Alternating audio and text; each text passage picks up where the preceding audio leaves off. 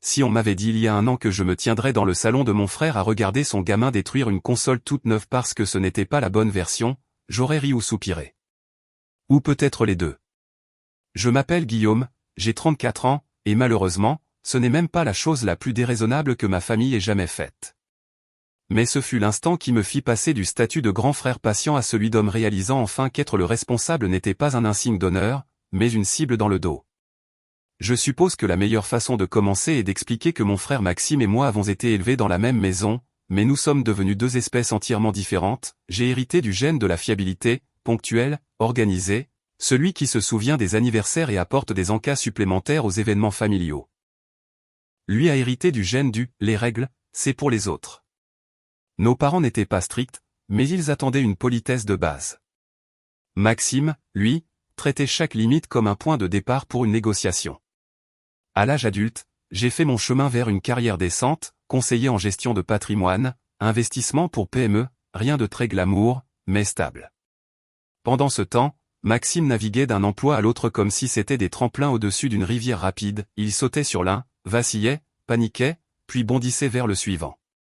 Ensuite, il a épousé Camille, une femme qui semblait très normale les premiers mois où nous l'avons connue, sourire chaleureux, poli, un peu réservé.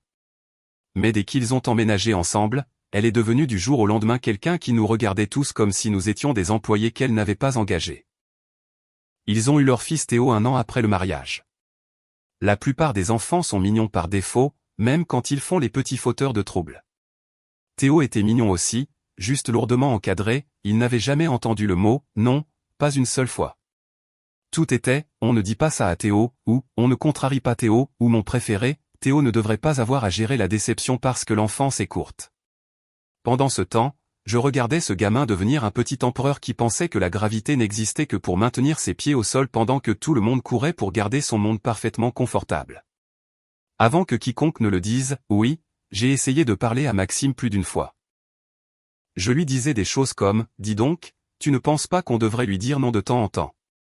Et Maxime devenait instantanément sur la défensive, comme si j'avais insulté toute sa lignée.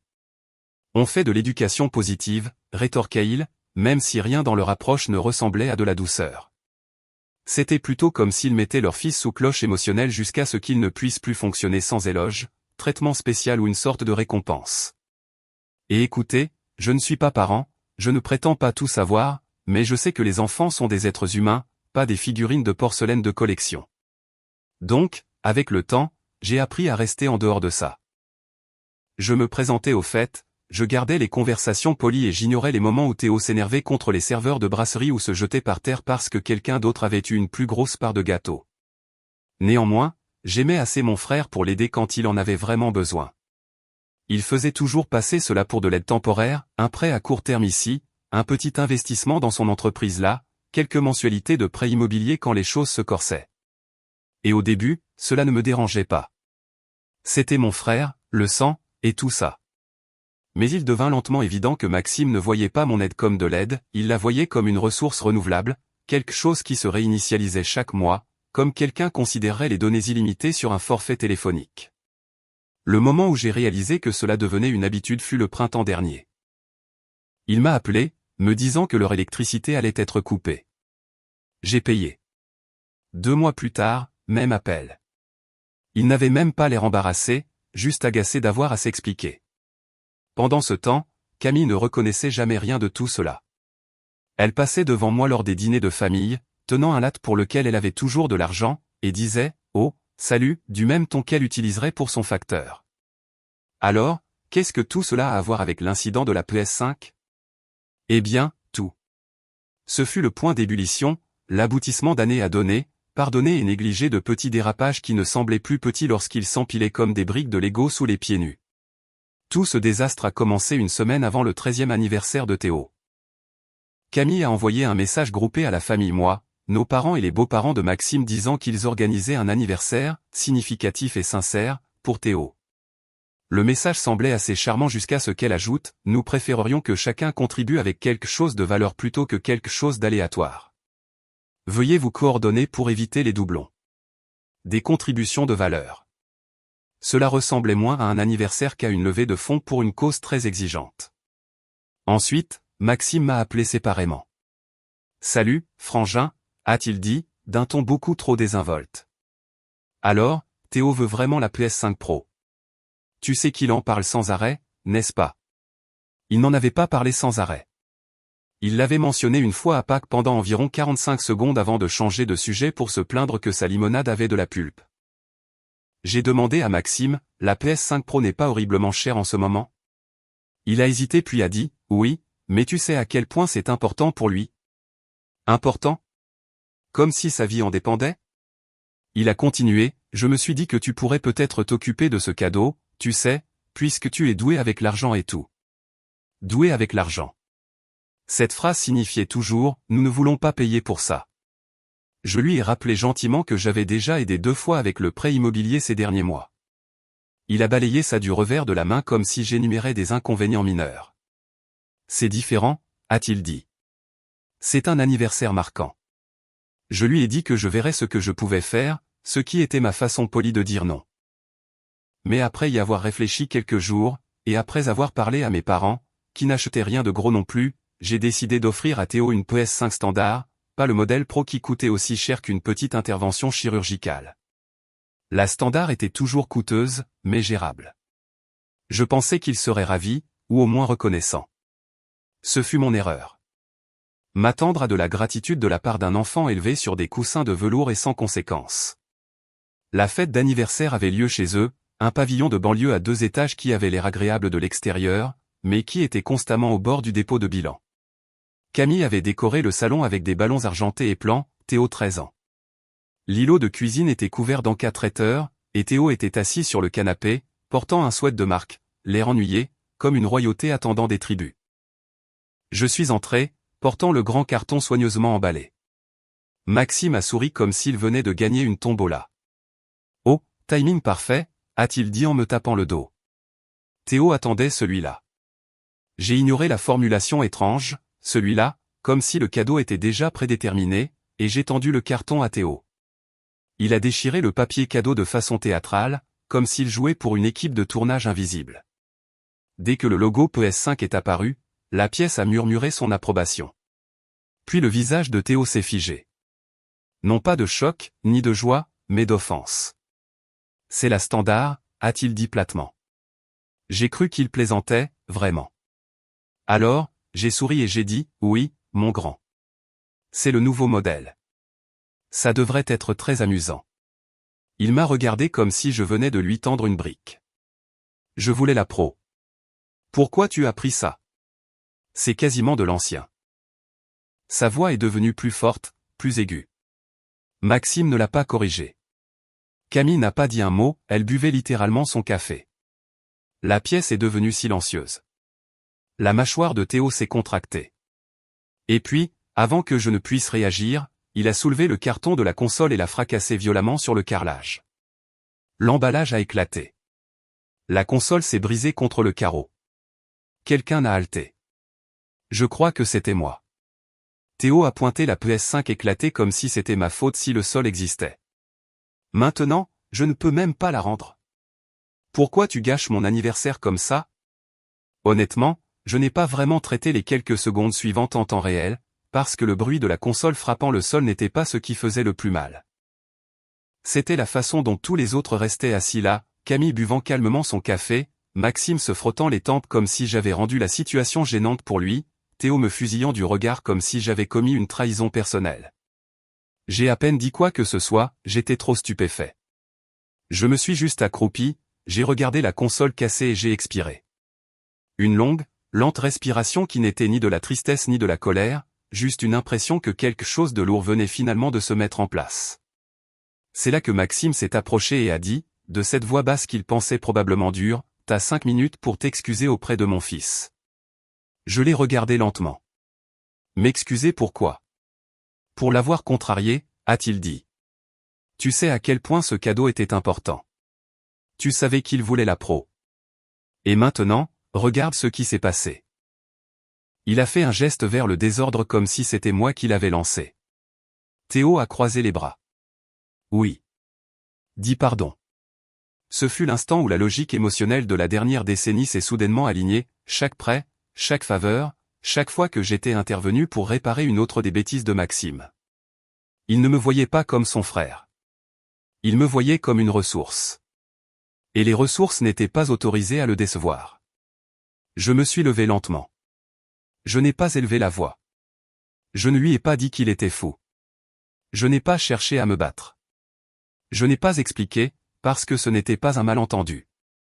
C'était leur normalité, et ce n'allait plus être la mienne. J'ai sorti mon téléphone calmement, tranquillement, presque paisiblement, et j'ai dit, d'accord, pas de problème. Maxime a hoché la tête brusquement, satisfait. Théo a souri d'un air suffisant, comme s'il avait gagné quelque chose. Mais il n'avait aucune idée de ce que je voulais dire, car la première chose que j'ai faite fut d'ouvrir l'application bancaire utilisée pour envoyer automatiquement leur mensualité de prêt immobilier chaque mois, et je l'ai annulée. Puis, j'ai ouvert le portail d'investissement où je détenais les 30% de parts dans l'entreprise de Maxime, qu'il m'avait supplié de financer des années auparavant. Les parts pour lesquelles j'avais des documents, les parts que, par contrat, je pouvais récupérer si n'importe quelle clause de l'accord était violée, y compris le manque de respect, le harcèlement ou l'hostilité verbale envers moi. Des clauses que Maxime avait acceptées sans lire parce qu'il avait toujours supposé que je ne les ferais jamais appliquer. J'ai cliqué sur « Récupérer les parts ». La propriété a été transférée instantanément. J'ai regardé Maxime et j'ai dit, toujours calme, bon courage pour payer le loyer le mois prochain. Ce fut à ce moment-là que son visage a finalement changé. Lorsque le visage de Maxime s'est figé, ce n'était pas seulement le choc. C'était quelque chose de plus profond. Quelque chose que je n'avais pas vu depuis que nous étions enfants, quand je le surprenais à se faufiler par la fenêtre du sous-sol, pour découvrir plus tard qu'il m'en avait fait porter le blâme et que j'avais été privé de sortie. Ce même air pincé et acculé, comme si la réalité ne se comportait pas comme il s'y attendait, comme si le script dans sa tête avait soudainement été réécrit par quelqu'un d'autre. Il a fait un pas vers moi, les yeux écarquillés, la voix basse. « Qu'est-ce que tu veux dire ? Bon courage pour payer le loyer. » Je n'ai pas répondu, du moins pas tout de suite. J'observais son expression passer de l'incrédulité à la confusion, à la colère, et finalement à la peur. Le genre de peur que l'on ressent seulement quand quelqu'un qui a toujours nettoyé derrière vous s'arrête subitement, quand le filet de sécurité se retire discrètement et que vous réalisez que vous étiez à des kilomètres au-dessus du sol depuis tout ce temps et n'aviez jamais regardé en bas. Camille se tenait derrière lui, tenant toujours son café. Son expression a à peine vacillé. Le seul signe qu'elle m'avait entendu était la subtile contraction de sa mâchoire. Elle n'était pas aussi surprise que Maxime, mais elle n'était pas calme non plus, elle était en train de calculer, je pouvais le voir dans son regard. Théo ne comprenait encore rien de tout cela. Son monde fonctionnait toujours sur le principe que les adultes arrangent les choses, que les adultes remplacent les choses, que les adultes s'excusent quand vous criez assez fort. Alors, il a juste croisé les bras et a fait la moue, attendant que quelqu'un reporte l'attention sur lui. Mais Maxime, lui, s'est rapproché. « Guillaume » a-t-il dit, essayant de retrouver le ton autoritaire qu'il utilisait quand il voulait paraître maître de la situation. « Ce n'est pas drôle. »« Je ne plaisante pas » ai-je répondu. Il a dégluti difficilement. « Tu ne peux pas juste. »« Qu'est-ce que ça veut dire ?»« Ça veut dire, ai-je dit, en gardant ma voix stable, que j'en ai fini. » Cette seule phrase a semblé aspirer l'oxygène de la pièce. Même les autres invités, les parents de Camille, mes propres parents, les cousins, regardaient avec des expressions raides et confuses. Ils savaient tous que j'étais impliqué dans les finances de Maxime dans une certaine mesure, mais personne ne savait à quel point c'était profond. J'avais toujours gardé cela secret pour lui éviter de l'embarras. Mais maintenant, il n'y avait plus de raison de cacher quoi que ce soit. Avant que quiconque ne puisse parler à nouveau, Théo a tapé du pied.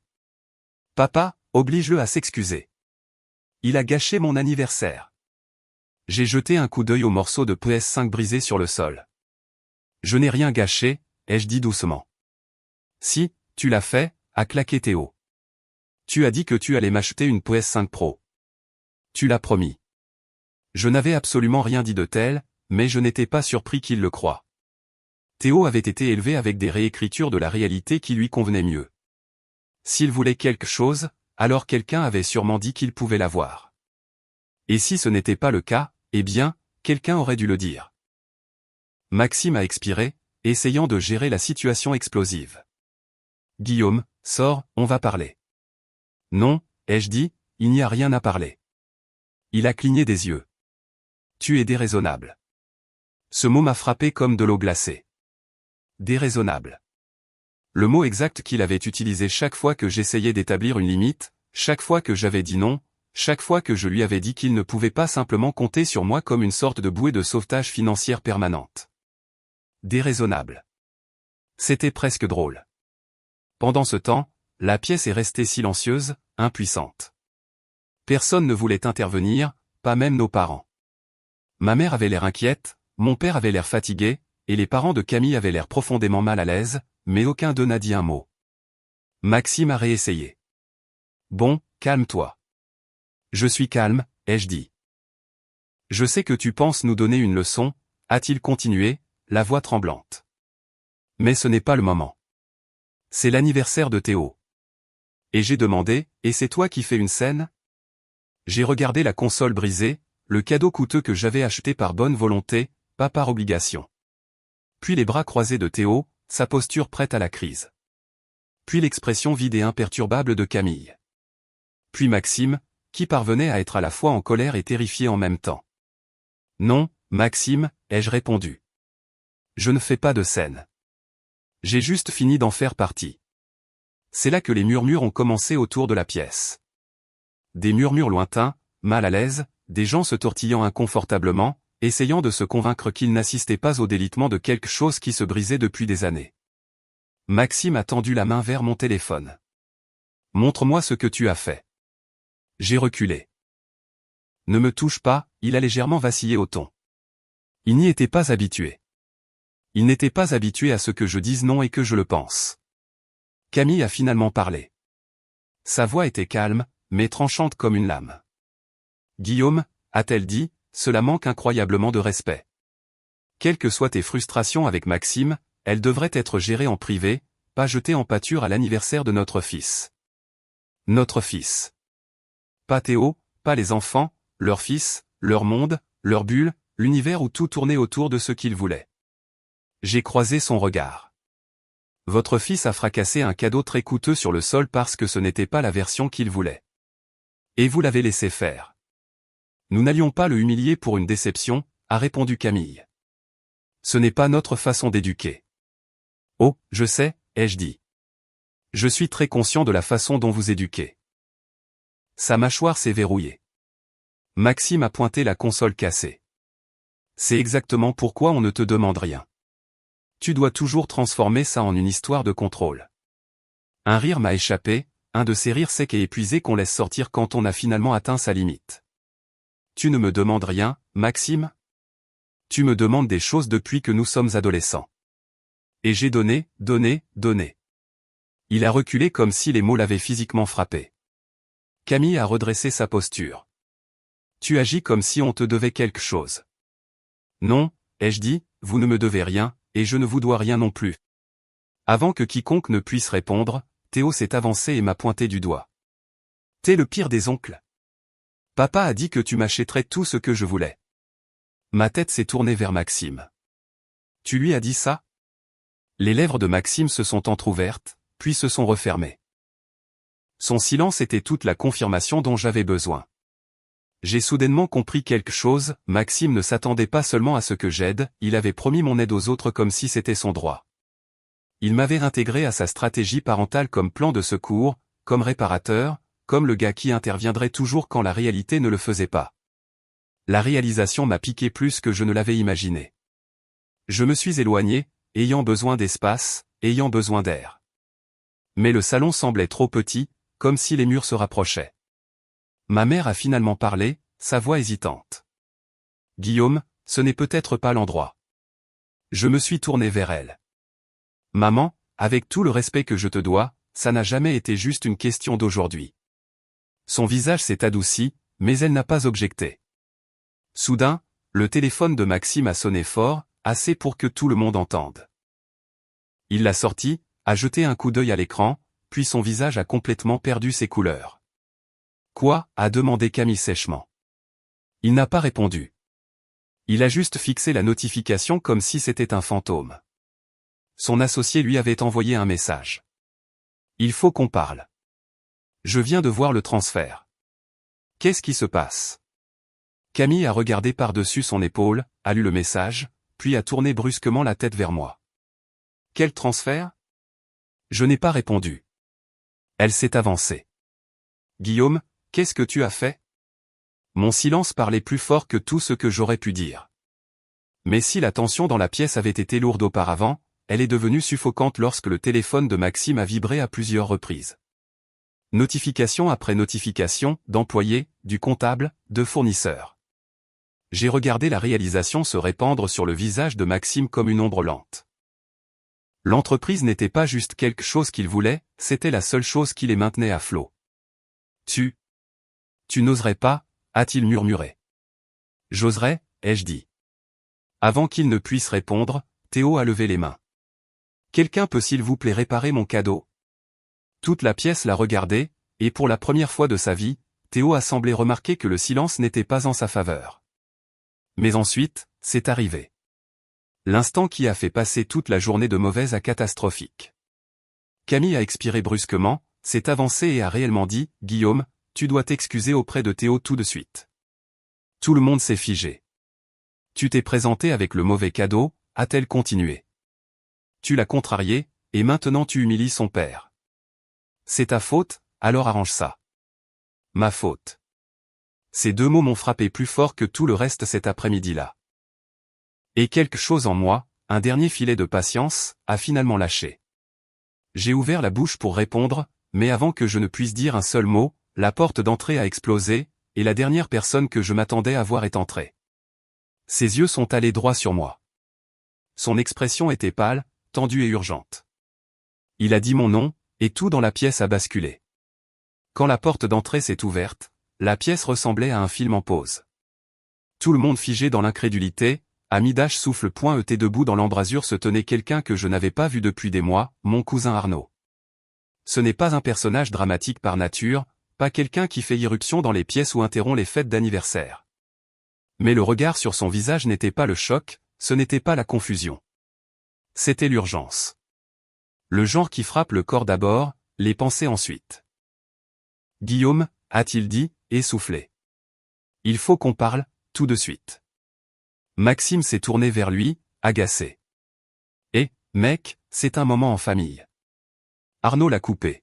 « C'est à propos de la famille. » Il y avait quelque chose dans son ton qui a fait taire même Camille. Il a avancé davantage dans la pièce, ses yeux glissant sur Maxime, puis Camille, puis Théo, puis finalement de retour sur moi. Une question silencieuse, une confirmation silencieuse, il était tombé sur quelque chose d'horrible, mais il ne réagissait pas à la scène. Il réagissait à ce qu'il était venu me dire. « Sortons » a-t-il dit doucement. J'ai senti toute la pièce me regarder pendant que j'avançais vers lui. Je n'ai pas regardé derrière moi, ni Maxime, ni Camille, ni Théo, qui me fusillaient toujours du regard comme s'il était le seul à avoir droit à l'attention. Ma poitrine était serrée, mais plus de colère, juste de l'épuisement. Un épuisement si profond qu'il me semblait alourdir mes os. Dès que nous sommes sortis, Arnaud a fermé la porte derrière nous et a expiré fortement. « Qu'est-ce qui se passe » ai-je dit. Ses yeux se sont adoucis, ses épaules se sont un peu relâchées. Je ne savais pas comment te le dire autrement. Me dire quoi? Il a hésité. Ta mère m'a appelé plus tôt. Rien que ça a noué quelque chose dans mon estomac. Maman n'était pas quelqu'un qui appelait les gens inutilement. Si elle me contactait, c'était parce qu'elle sentait qu'elle ne pouvait pas m'appeler directement à ce moment-là. Elle était inquiète, a continué Arnaud. À ton sujet, à propos de tout ce que tu portais sur tes épaules tout seul. Elle a dit qu'elle se sentait impuissante. Elle a dit qu'elle ne savait pas comment te faire prendre du recul avant que quelque chose ne pète. J'ai cligné des yeux. Elle a dit ça? Oui. Il a soupiré.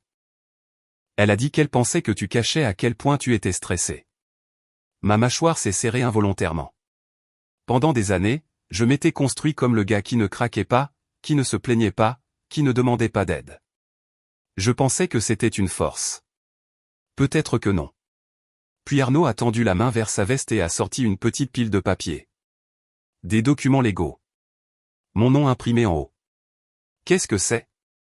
Ton comptable a appelé ma mère, a-t-il dit lentement, parce qu'il n'arrivait pas à te joindre.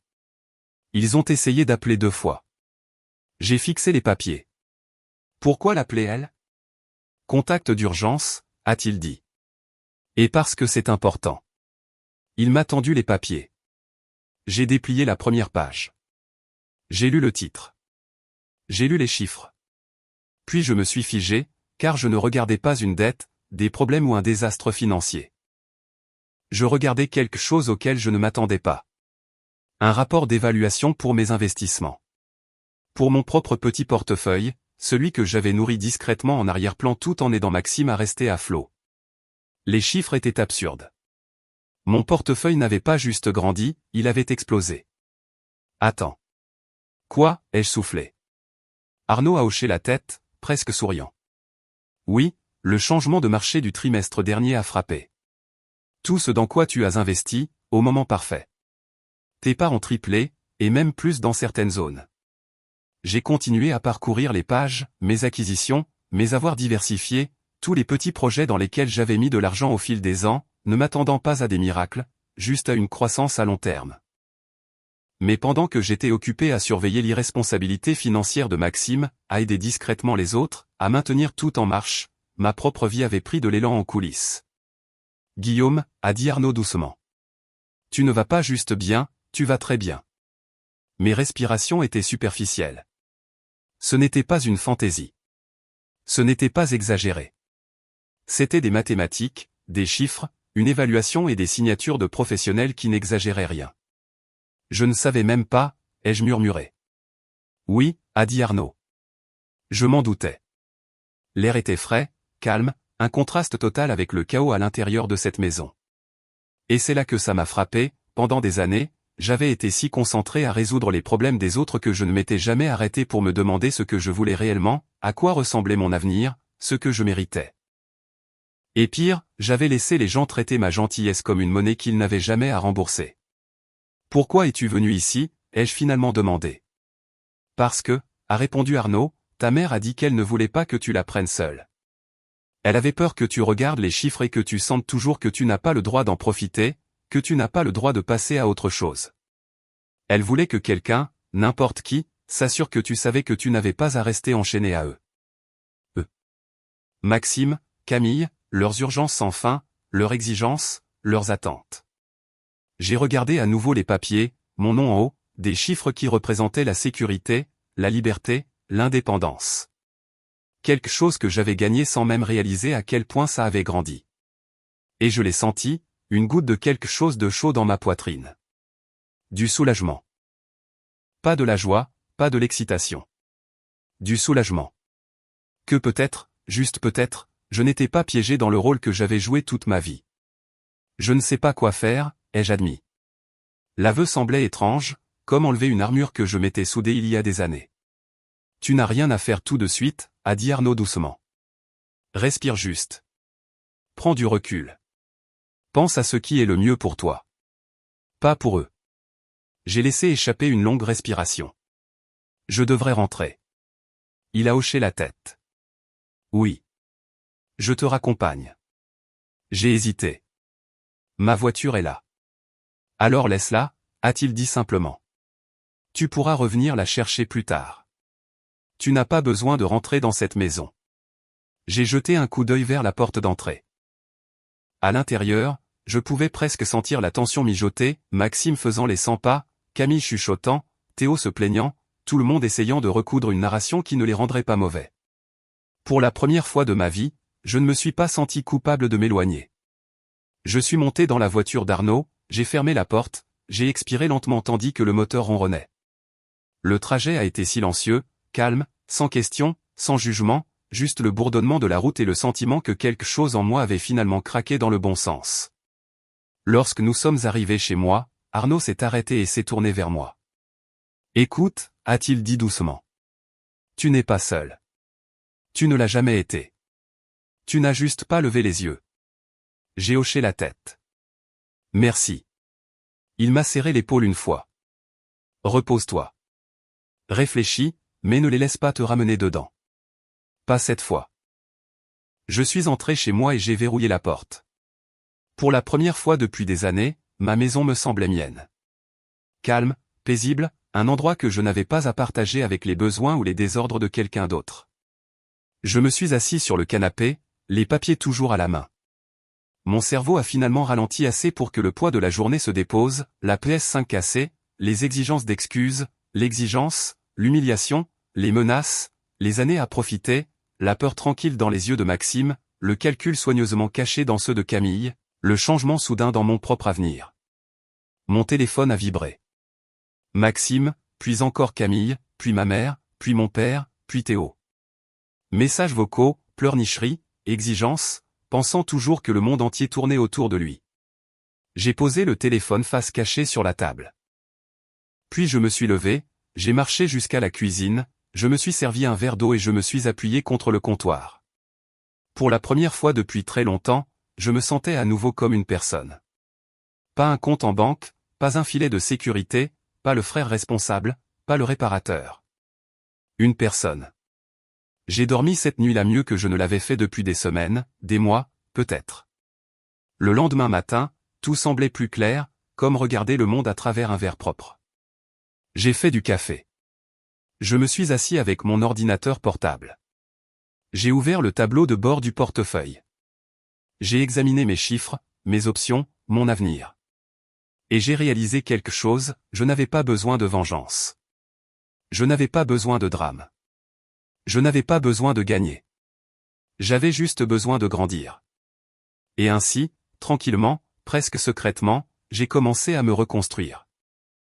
J'ai commencé à rappeler des gens à propos d'opportunités que j'avais refusées auparavant parce que Maxime avait besoin de moi. J'ai rencontré quelques propriétaires de petites entreprises qui voulaient des conseils. J'ai renoué avec un mentor à qui je n'avais pas parlé depuis des lustres. Je me suis même remis à la course, quelque chose que je n'avais pas fait depuis des années.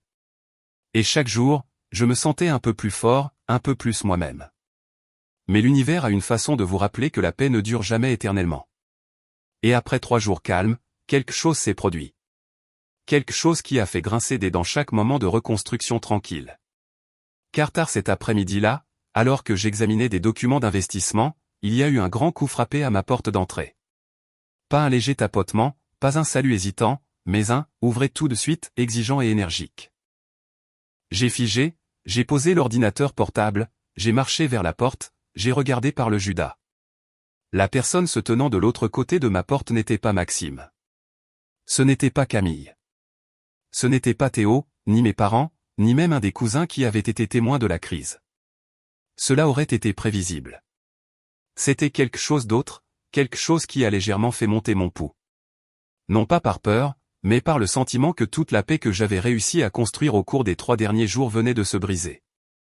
C'était Monsieur Mercier, l'associé de mon frère, un homme qui montrait rarement des émotions, élevait rarement la voix et se présentait rarement sans prévenir au domicile de qui que ce soit, à moins que quelque chose ne soit catastrophiquement grave.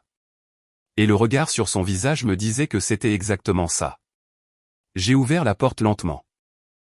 Monsieur Mercier. Il a expiré brusquement, entrant avant même que je n'ai fini de parler. Guillaume, je suis désolé de vous déranger comme ça, mais nous devons parler. Immédiatement. J'ai fermé la porte derrière lui. Qu'est-ce qui se passe? Il s'est frotté l'arête du nez, faisant les 100 pas une fois comme un homme essayant d'organiser ses pensées. J'ai essayé de joindre Maxime. Il ne me répond pas, et j'ai essayé de vous joindre aussi, mais votre téléphone. J'ai silencieusement fait un geste vers le téléphone posé face cachée sur ma table basse. Je l'ai éteint. Il a fait un signe de tête raide. Il comprenait plus qu'il ne disait. D'accord. Eh bien, écoutez, j'ai reçu une notification l'autre jour à propos d'un transfert soudain de propriété. Ça a choqué tout le conseil. 30% de l'entreprise qui rebascule dans votre nom. Sans avertissement, sans explication. J'ai hoché la tête. Cela faisait partie de l'accord que Maxime a signé lorsque nous avons créé son entreprise. Il y avait des clauses. Il les a violées. Monsieur Mercier a cessé de faire les 100 pas. Ses sourcils se sont légèrement levés. Il quoi? Plusieurs fois, ai-je dit. Et puis, disons simplement que les choses ont dégénéré à l'anniversaire de son fils. Cela ressemblait à l'euphémisme du siècle, mais je ne voulais pas lui faire traverser une heure de crise émotionnelle dans mon salon. Les clauses m'ont permis de récupérer mes parts immédiatement. Monsieur Mercier m'a observé un long moment. Pas en colère, étonnamment, pas même agacé, juste pensif. Finalement, il a dit, « Vous savez, j'ai toujours soupçonné que vous étiez celui qui maintenait cette affaire stable. » J'ai cligné des yeux. « Que voulez-vous dire ?» Il a laissé échapper un soupir lent, presque triste. « Guillaume, votre frère est un bon commercial, mais ce n'est pas un gestionnaire. Il n'est pas constant. Il n'est pas fiable. La moitié du temps, il arrive en retard au travail et part tôt.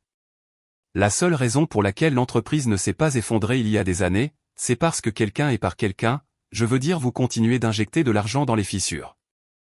Je ne savais pas si je devais me sentir validé ou stupide. Peut-être les deux.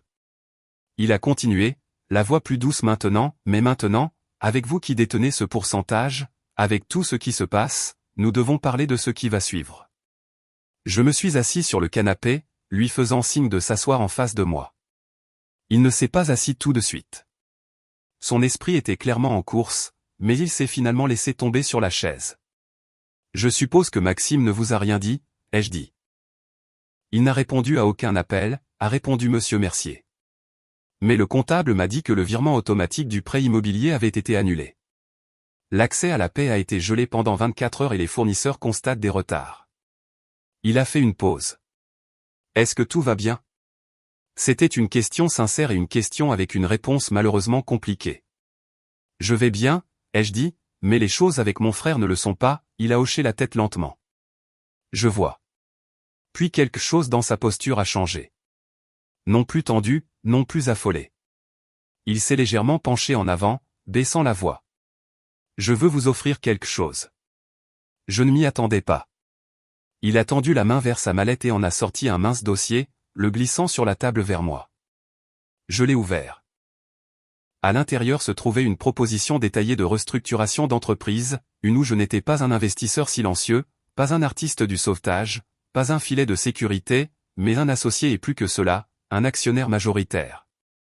J'ai fixé le document, essayant de comprendre les implications. Je sais que vous êtes resté en arrière-plan, a-t-il dit doucement. Mais compte tenu des circonstances, je pense qu'il est temps que la personne qui comprend réellement la stabilité prenne le rôle qui compte. Mon estomac s'est serré. Vous me demandez de sauver l'entreprise, a-t-il terminé.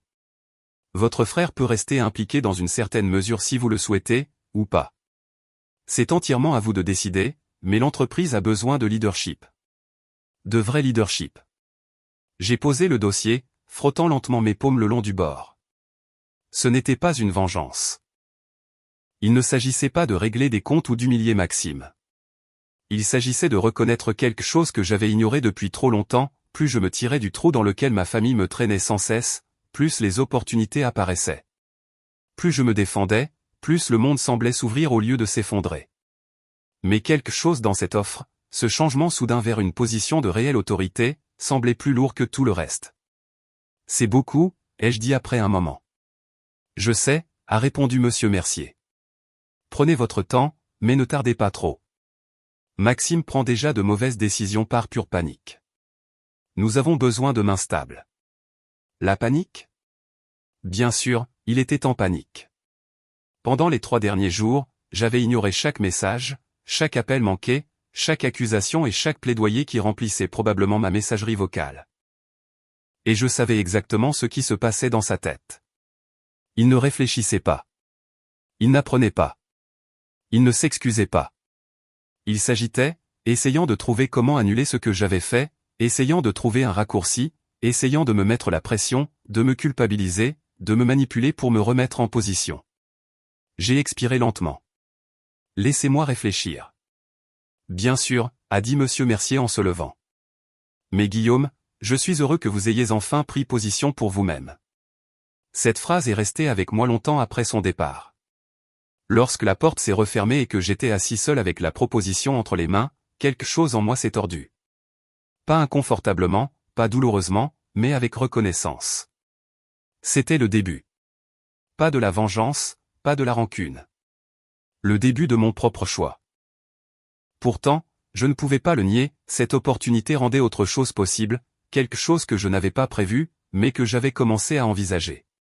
Une revanche structurée n'est pas seulement une question de punition. C'est une question de clarté. C'est une question d'équité. C'est une question de réclamer ce qui a été pris. C'est une question de s'assurer que le schéma ne se répète pas. Et il y avait un schéma. Des années de ça. Maxime prenant, Maxime exigeant, Maxime supposant que j'étais là pour nettoyer chaque désordre comme un service de conciergerie émotionnelle à moi tout seul. Mais maintenant, son accès était parti, et il était en pleine spirale. J'ai passé cette soirée à faire les 100 pas dans le salon, le dossier ouvert sur la table basse, mon esprit tournant en cercle lent et délibéré. Que voulais-je? De quoi avais-je besoin? Quel était le bon geste? Pas le geste en colère. Pas le geste émotionnel. Pas le geste de représailles. Le geste stratégique. Vers minuit, j'ai fait du thé, je me suis assis au comptoir et j'ai finalement ouvert les messages sur mon téléphone. 129 SMS non lus de Maxime seul. Tout, depuis, frangin, tu peux juste m'appeler? C'est ridicule, ah, tu dois réparer ce que tu as fait ou l'entreprise va s'effondrer, ah, pourquoi tu fais ça? Excuse-toi juste auprès de Théo pour qu'on puisse passer à autre chose, et finalement, si tu ne me rappelles pas ce soir, je jure que je me pointe chez toi. J'ai posé le téléphone. Il n'avait pas changé. Il n'était pas désolé. Il ne comprenait même pas pourquoi je m'étais éloigné. Et c'est à ce moment-là que l'idée s'est formée. Pas complètement, pas clairement, pas même consciemment. Mais la forme d'un plan commençait à prendre forme au fond de mon esprit. Un plan qui ne visait pas à le faire souffrir, mais à rendre la vérité indéniable. Il fallait qu'il voie les conséquences de ses actions. Pas juste pour un jour, pas juste pour une dispute, mais pour des années de comportement dont il n'avait jamais été tenu responsable. Pour la première fois de ma vie, je ne me suis pas senti coupable de le penser. Je me suis senti justifié. Le lendemain matin, j'ai reçu un appel de ma mère. Je m'attendais à de la colère, de l'inquiétude, de la confusion. Au lieu de cela, sa voix était calme et fatiguée. « Guillaume, ton frère est venu ici hier soir. » J'ai fermé les yeux. Qu'est-ce qu'il a fait? Elle a hésité.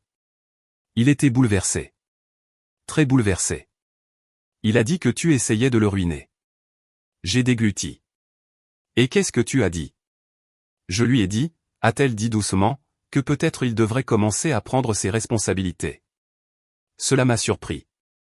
Ma mère n'avait jamais parlé aussi directement de lui auparavant. Mais quelque chose dans son ton me disait qu'elle avait atteint son propre point de rupture bien avant moi. Il veut parler, a-t-elle ajouté. Il a dit qu'il venait chez toi aujourd'hui. J'ai vérifié l'heure. 14h13, j'avais environ 1 heure. Merci de m'avoir prévenu, ai-je dit. Guillaume, sois prudent. Probablement la chose la plus cryptique qu'elle m'ait jamais dite. Après avoir raccroché, j'ai marché jusqu'au salon, j'ai redressé les documents sur ma table basse, j'ai nettoyé l'espace instinctivement et j'ai pris une lente inspiration. Cela n'allait pas être une séance d'excuses. Il ne s'agissait pas d'arranger les choses.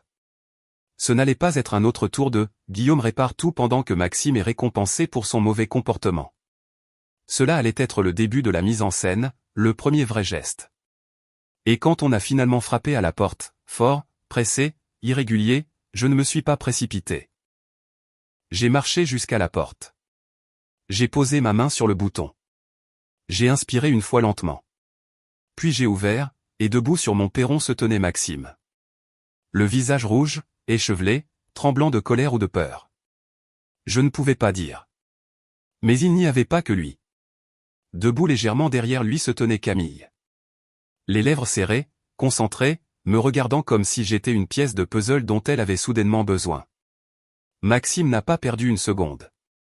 Dès que j'ai ouvert la porte, il m'a dépassé et est entré dans le salon. Non pas violemment, juste avec l'urgence exigeante d'un homme qui n'avait jamais considéré que quelqu'un pourrait dire « stop ». Camille l'a suivi avec de longs pas contrôlés, ses yeux balayant ma maison comme si elle calculait le coût de chaque chose. Elle faisait toujours ça, mesurant le monde en termes de propriété, ce qu'elle pouvait réclamer, ce qu'elle pouvait faire honte, ce qu'elle pouvait utiliser. J'ai fermé la porte derrière eux. Aucun n'a dit « merci ». Aucun n'a dit « pouvons-nous parler ?» Non, Maxime s'est retourné, le visage rouge, la voix se cassant sous la tension de quelqu'un qui réalisait finalement que son monde n'était pas construit sur un sol solide. « Tu es en train de détruire ma vie », a-t-il dit, en me pointant du doigt. « Est-ce que tu comprends ça ?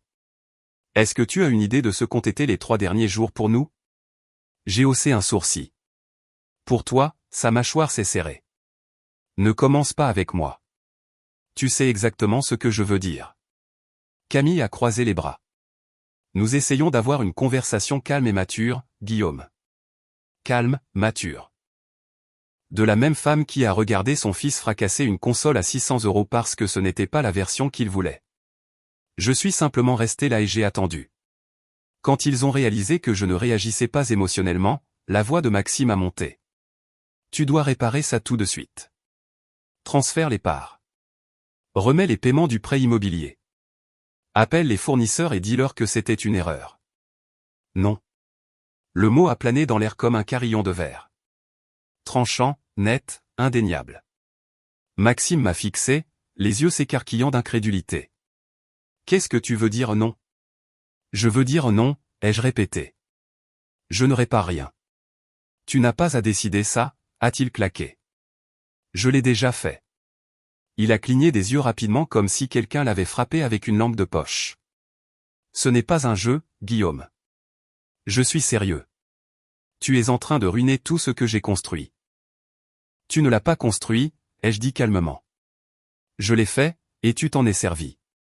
Il a ouvert la bouche, prêt à répliquer quelque chose, mais rien n'est sorti. Il est juste resté là, la poitrine haletante. Camille s'est avancée. Guillaume, parlons de Fama, elle s'est arrêtée, s'est ajustée. D'adulte à adulte. Tu as fait valoir ton point. Tu es contrarié. Nous comprenons, mais c'est excessif. Non, ai-je dit à nouveau. C'est en retard. Elle a lancé un regard noir. Tu as toujours été dramatique. J'ai ri doucement. Si quelqu'un dans votre maison est dramatique, c'est votre fils. N'implique pas Théo là-dedans, a-t-elle claqué. Il a 13 ans. Il a eu un moment de frustration. La plupart des 13 ans ne détruisent pas des cadeaux coûteux pour ensuite exiger des excuses. Elle a redressé ses épaules. C'est ton opinion. Non, ai-je dit. C'est la réalité. Maxime a jeté ses mains en l'air. Assez. Je me fiche de l'anniversaire maintenant. D'accord? Oublie l'anniversaire. Il s'agit de mon entreprise. Elle s'écroule. J'ai hoché la tête. Oui, c'est le cas. Tu dois la réparer, a-t-il dit à nouveau, plus doucement cette fois, suppliant. Je me suis avancé vers lui. Maxime, tu as passé des années à me traiter comme un générateur de secours que tu pouvais allumer chaque fois que ta vie commençait à vaciller. Une ressource, une commodité, quelqu'un qui prendrait toujours le relais sans poser de questions. J'ai marqué une pause. Et tu avais raison. Jusqu'à maintenant. Sa voix s'est brisée. Guillaume, s'il te plaît. Les employés. Je n'ai pas l'argent pour couvrir la paie ce mois-ci. Cela m'a frappé plus fort que je ne m'y attendais. Pas pour lui, mais pour les gens qui travaillaient là-bas. Des gens qui ne méritaient pas d'être entraînés dans son chaos. J'ai pris une lente inspiration. Je suis au courant. Tu ne peux pas laisser ça arriver, a-t-il dit désespérément. Tu ne peux pas laisser l'entreprise s'effondrer. Je ne la laisse pas s'effondrer. Il a cligné des yeux. Quoi? Et c'est là que j'ai pris le dossier que monsieur Mercier m'avait donné. Je l'ai placé sur la table entre nous et je l'ai ouvert. Je prends le contrôle. Le silence était si soudain et lourd. C'était comme une pression sur ma poitrine. Maxime a fixé les documents, puis moi, puis à nouveau les documents. Son visage a lentement rougi à nouveau, cette fois plus profondément, plus chaud, plus blessé que en colère. Non, a-t-il murmuré. Tu ne peux pas faire ça. Je peux déjà, ai-je dit. Les parts sont légalement les miennes. Le conseil est au courant. Le comptable est au courant. Les fournisseurs sont au courant. Monsieur Mercier est au courant. La seule personne qui ne l'a pas encore accepté, c'est toi. C'est mon entreprise, a-t-il dit, la voix brisée. Non, ai-je dit doucement. C'était ton entreprise, et tu l'as traitée comme une autre de tes tâches que tu pouvais remettre à plus tard. J'interviens pour protéger les gens qui en dépendent, les gens que tu as négligés. Il s'est effondré sur le bord du canapé, les coudes sur les genoux, les mains agrippant ses cheveux. La voix de Camille est devenue glaciale. Tu nous punis. Je me suis tourné vers elle. Non. Pas punir. Des conséquences. C'est la même chose. Non, ai-je répété. La punition est émotionnelle. Les conséquences sont logiques. Elle s'est rapprochée, baissant la voix. Tu m'as toujours détesté. J'ai secoué la tête. Je ne te déteste pas, Camille. Je pense que tu as encouragé le pire chez mon frère, et je pense que vous avez tous les deux appris à votre enfant que le monde est un distributeur automatique. Mais la haine? Non. Je ne sacrifierai juste plus ma vie pour vous. Elle m'a fixé avec quelque chose entre le choc et le dédain. J'ai regardé Maxime. Tu peux rester dans l'entreprise, ai-je dit. Mais pas dans ton rôle actuel. Sa tête s'est relevée brusquement. Qu'est-ce que ça veut dire? Ça veut dire que tu retournes à ce pourquoi tu es bon. Les ventes, la prospection, les relations clients. Tu es charismatique. Tu peux charmer presque n'importe qui, mais tu ne peux pas diriger une entreprise. Et toi, tu le peux, a-t-il rétorqué. Oui, ai-je dit simplement. Il s'est levé soudainement, les poings serrés. Ce n'est pas juste. Ne l'était pas non plus le fait que tu t'attendes à ce que je finance ta vie indéfiniment. Camille s'est avancée. Si tu fais ça, Guillaume, notre famille ne te pardonnera jamais. J'ai croisé son regard. Tu veux dire ta famille? Elle a cligné des yeux, décontenancée. Ma voix s'est adoucie. Non pas avec faiblesse, mais avec finalité. Nous avons cessé d'être une famille au moment où vous avez tous deux décidé que ma valeur était basée sur ce que je pouvais donner, pas sur qui j'étais. La respiration de Maxime est devenue tremblante. Guillaume, je vais tout perdre. Je me suis rapproché. Non. Tu vas perdre la version de tout qui reposait sur le fait que je ne disais jamais non. Il m'a fixé, son expression passant par toutes les étapes du deuil, déni, colère, marchandage, désespoir. Finalement, il s'est installé sur quelque chose qui ressemblait à de l'acceptation, bien que ce ne fût pas l'acceptation de la situation. C'était l'acceptation que j'avais changé, et que je ne reviendrai pas en arrière. Le reste a été étonnamment simple. En l'espace d'une semaine, le conseil a approuvé ma nouvelle position. Monsieur Mercier a pris un rôle de codirection. La paie a été régularisée. Les fournisseurs ont été stabilisés. Les employés ont été informés de la transition. Et Maxime, il est revenu au travail tranquillement. Pas de crise de colère, pas de grands discours, pas de tentative de récupérer l'autorité. Son bureau a été déplacé du coin du PDG vers l'espace principal. Un bureau plus petit, plus pratique. Il ne s'est pas plaint, pas une seule fois, parce que pour la première fois de sa vie, il n'avait aucun levier. Camille n'est plus jamais venue près du bureau. Et Théo, je ne l'ai pas vu pendant des mois, mais j'ai entendu des histoires de parents communs, de mes parents, de gens qui interagissaient encore avec ce foyer. La PS5 fracassée est devenue un tournant. Non pas à cause de moi, mais parce que les retombées dans leur maison ont forcé Maxime et Camille à confronter quelque chose qu'ils n'avaient jamais eu à faire, leur fils n'avait aucune notion de conséquence. Théo détestait les nouvelles règles, le manque de gratification immédiate, l'attente soudaine qu'il se soucie des sentiments des autres. Mais ce n'était pas ma bataille. Ça ne l'avait jamais été. Ma relation avec mes parents s'est améliorée de façon spectaculaire. Ils ont cessé de marcher sur la pointe des pieds autour des sentiments de Maxime. Ils ont commencé à le tenir responsable, même gentiment. Et quant à moi, ma vie m'a finalement semblé mienne. Je me réveillais chaque matin en sachant que je ne vivais pas au service des urgences de quelqu'un d'autre. J'ai recommencé à prendre des cours, quelque chose que j'avais reporté pendant des années. J'ai voyagé davantage. J'ai respiré davantage. Le poids que je portais depuis une décennie s'est lentement soulevé, pièce par pièce. Un soir, environ 3 mois après tout ça, j'ai reçu un SMS de Maxime. Juste une ligne. Je crois que je comprends enfin pourquoi tu as arrêté de m'aider. Je l'ai lu 2 fois. Puis j'ai posé mon téléphone. Je n'ai pas répondu. Non pas par colère, mais parce que j'avais déjà donné assez de ma vie à lui. Il n'y avait plus rien à expliquer et plus rien à réparer. La paix ne vient pas toujours avec des excuses. Parfois, elle vient avec la distance. Parfois, elle vient avec des limites.